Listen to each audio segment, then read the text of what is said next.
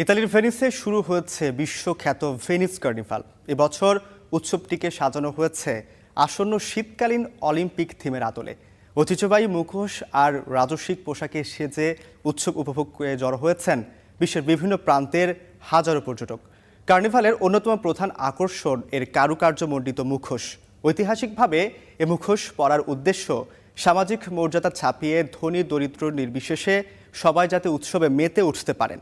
বর্তমানে এটি ইউরোপের সবচেয়ে জনপ্রিয় সাংস্কৃতিক উৎসবে পরিণত হয়েছে। এই কার্নিভালের হাত ধরে পর্যটকদের আনাগোনা বাড়ায় লাভবান হচ্ছেন স্থানীয় ব্যবসায়ীরা। বিশেষ করে ভেনিসে প্রবাসী বাংলাদেশিদের ব্যবসায়িক কর্মকাণ্ড এই উৎসবের মৌসুমে কয়েক গুণ বেড়ে যায়।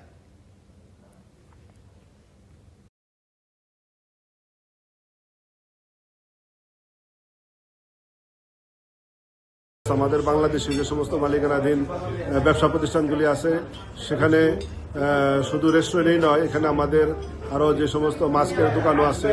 তো সেখানে আমরা এবছর এই লোকজনের যে সমাগম এবং আমাদের যে বেচাকিনা আলহামদুলিল্লাহ অন্যান্য বছরের তুলনায় অনেকটাই ভালো। 3 সপ্তাহ ব্যাপী আলহামদুলিল্লাহ এখন আমাদের ব্যবসা ভালো চলতেছে।